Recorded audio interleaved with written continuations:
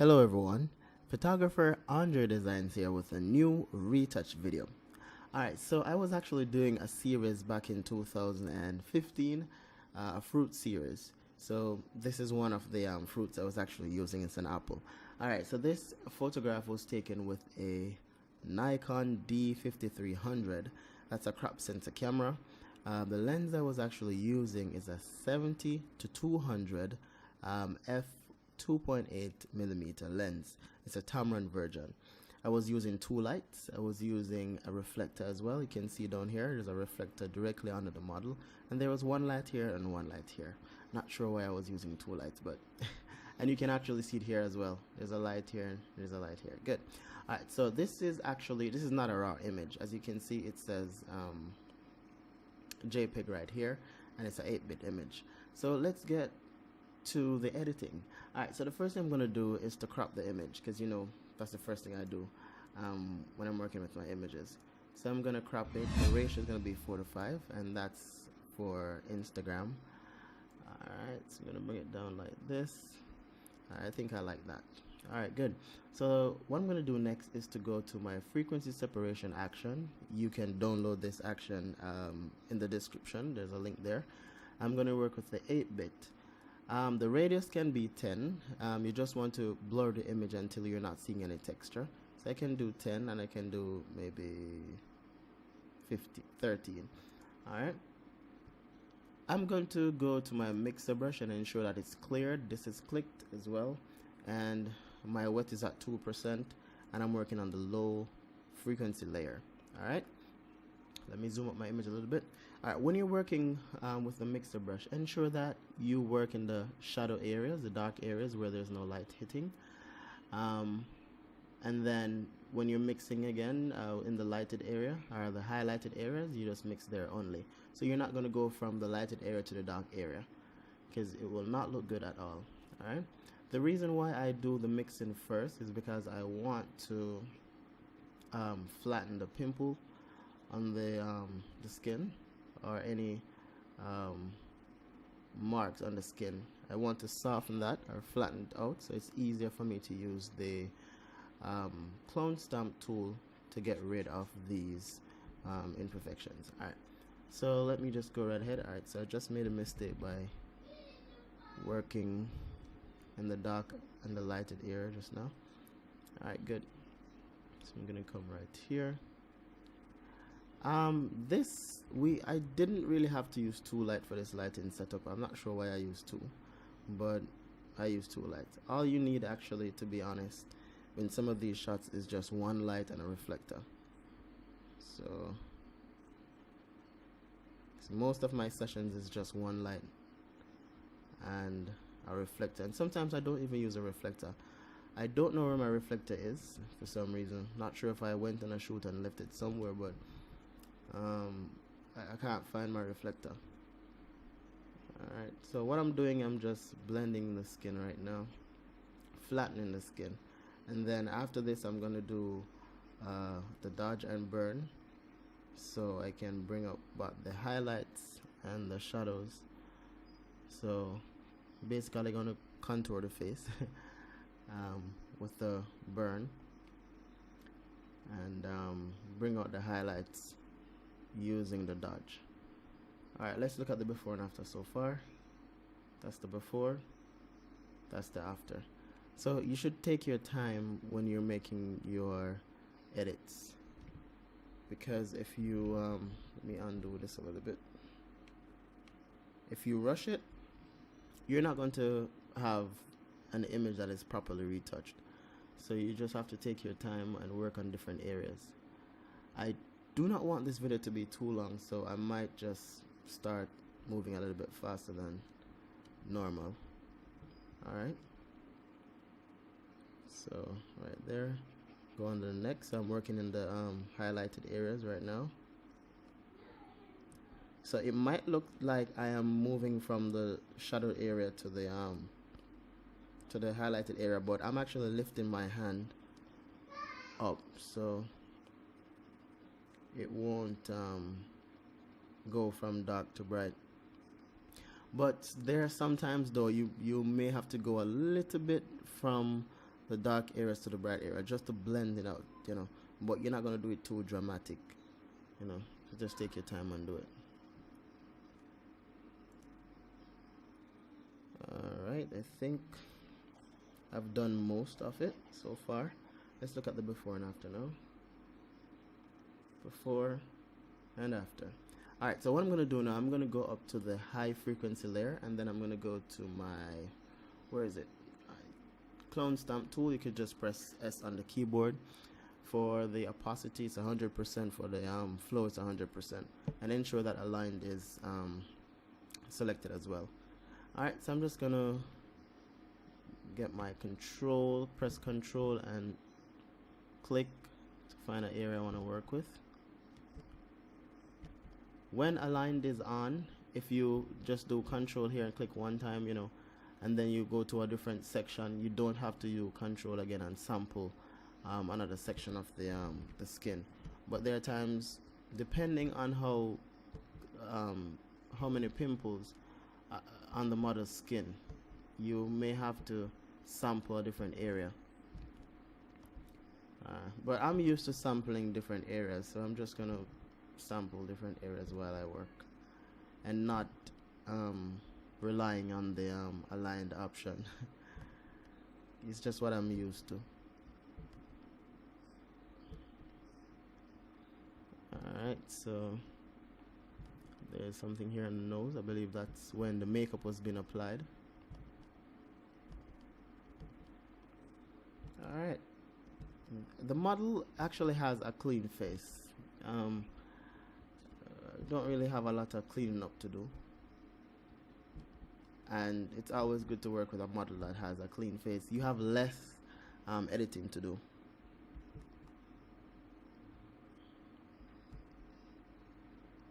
Alright, so let's look at the before and after. I'm going to go down to the background layer and hold on Alt on the keyboard and press before, after, before, after. Good. Alright, so the next step is to do dodge and burn. So that's basically contouring the image, you know, bring up the highlights and stuff like that. So let's do it now. I'm going to go to dodge and burn. I'm going to press B on the keyboard to get my brush. I'm at 2%. So I'm going to do the contouring now. So the dark areas, I'm just going to take my time and brush in the dark areas, or shadow areas, anyone you want to call it. So I'm basically giving the face a shape. Because I was using two lights, you may have, you know, different areas that has a dark section and a light section. So that's one of the reasons why sometimes it's not good to use two lights, or it's good to know where to position your lights so you do not have two different sections on your model's face that has shadow where there shouldn't be any shadow, unless you're trying to get a certain effect on your image or a different look. Alright, so I'm just doing the contouring now. I'm not sure if I went overboard with here, but let's look at it. Before and after. It's not that bad. I'm just gonna leave it. Alright, so I'm gonna go to the highlighted area now. Like right here. So all you have to do is just follow, you know, what the makeup artist did. Wherever the makeup artist has a highlight, you highlight it, and wherever they have a shadowed area or a dark area contour, you know, you just paint it. That's basically it. And then when the light actually hits it, you know, it brings up the for the highlighted area, the light will bring up the highlights, and where there's no light, where no light is hitting, it will show dark. So it's easier for you to make a decision as to where you should make your edits. I mean, if you want to learn more about contouring and highlights in makeup, you just basically have to watch your makeup artist and ask questions. if you learn about contouring and highlighting, you know, you'll have a better understanding of how to edit your images and where to edit on your images and stuff like that. So this is why I know how to dodge and burn properly, because I ask questions and I watch what the makeup artist, you know, is doing when they're working with their clients, right? So under the eye, I think I want to highlight here a little bit more, and right here some more. Let's do a before and after. Let me come down to the neck, right here. Alright, that looks good. Don't think I need to do anything more. I just love this model's face though. Oh, the makeup artist, I'm gonna put her Instagram in the description so you guys can check out her work. She's really good. Alright, so let's move on to, I think I need to blend out the skin a little bit more. Right here is not matching the rest of the skin, so let's work on that. I think I'm going to go back down to the frequency separation layer and work with the color correcting option I have here. I'm going to get my brush, and then I'm going to put it at 1%. Alright, and then I'm going to sample right here, and then I'm just going to brush right here. So I'm basically trying to match here with here. Let me see if anything happened. Kind of. I think I'm going to try something different. Instead of doing this, I'm just going to delete that. I'm going to go to the top here. I'm going to go down to the adjustment layer, and I'm going to go to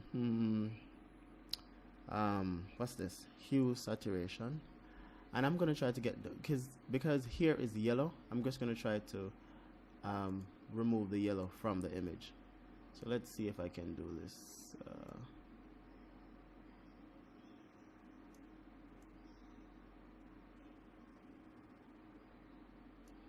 Alright, I think I did it. Alright, so see, get rid of the yellow. So what I'm going to do now is to what's this is adjustment effect layer above. Alright, below. Alright, so I'm gonna click this little option right here to apply it to the layer below. I don't think I should have done it on this, but you know what? No, I'm gonna invert it. I'm gonna invert what I've done. So Control I to invert it, and then I'm gonna get my brush and then put this at about, let me see, 5 for the flow. I'm just going to brush, ensure that your foreground is on white, and then I'm just going to brush here.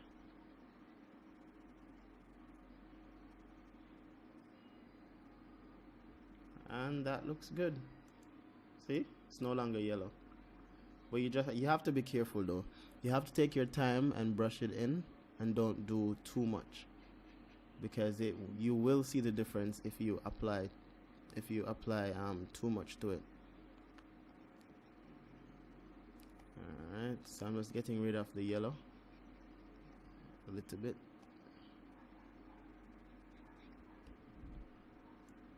Come over this side right here and get my brush a little bit smaller.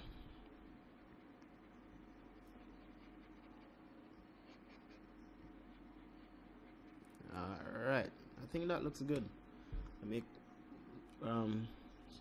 me just look at the before and after. It looks much better to me. Alright, so what I'm going to do now, because this is a JPEG image, I don't really need to color the image, because it's already has the color in it. So I don't think there's anything else I need to do with this image, but I'm going to try it. I'm going to play around with the colors a little bit. I'm going to go to the adjustment layer and then go to color balance and go to shadows. Then I'm going to put this at about 3, and the cyan red, I'm going to put it about 2. Alright, let's look at it before and after. Before, after. Alright, so yeah, that's basically it. I don't think I need to do anything more with this image. Maybe I could brighten up our eye a little bit, or eyes. Maybe clean it up a little bit as well. Alright, let me see. I'm going to go to the adjustment layer again, go to curves, and then I'm just going to bring it up. Then I'm going to Control I to invert. I'm going to get my brush and put it at 46%, I guess. Let's see what I can do with this. I'm going to get my brush a little bit smaller and just going to work around this area here. You're not going to put it on the black, just around this area to bring it out. The iris, I believe it's called. Alright, good. So the eyes are popping now. Before, after. Good. Our teeth, I don't think I need to work on it, but I'm just gonna play around with it a little bit. So I'm just go over to my action panel here. At 46%, I'm just gonna paint in the teeth.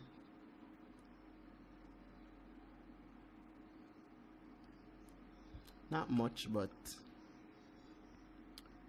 before, after. Alright, I don't think I like it. I'm just gonna delete it. Alright. Yeah, so that's basically it for the image. There's nothing else I need to do. Oh, actually, I need to work on the model's nails. Yeah.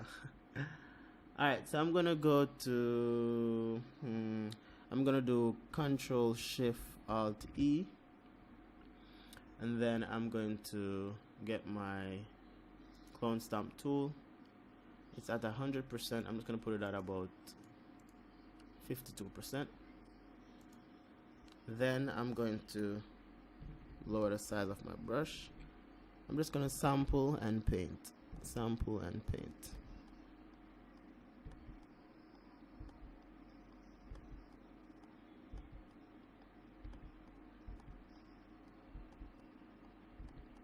Alright, that looks realistic.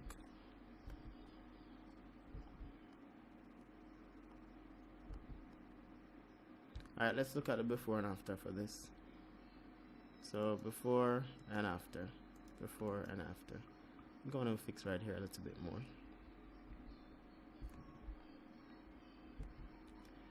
Alright, sometimes it's not really good to work on the layer itself. Sometimes it's best to have an adjustment layer. But yeah, I'm like that. I don't really worry about that because I know exactly what I want my image to look like. So if I'm working on the original layer, I have no problem. And then again, I still have the ability to you know, maybe delete this and still have the layers below it to work on. But yeah, I'm not sure what's happening right here. I'm not even going to fix it. I'm just going to leave it like that. But what's happening here though? I really don't know, but I'm not going to fix it. Let's come over to this one and do the same thing. And just sampling and painting.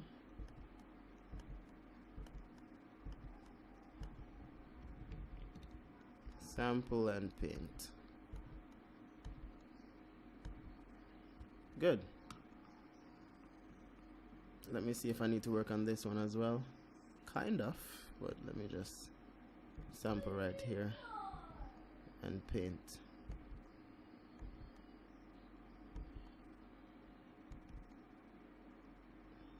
Alright, that looks good. Alright, so I think I'm finished with editing the image. What's going on right here? I think it's okay. Alright, good. So that's the finished product. What I'm gonna do now is to save this image for Instagram and for my website. So I'm just gonna go to File and go to Export, Save for Web. I normally save this at 1200, and then I'm gonna save it to my desktop.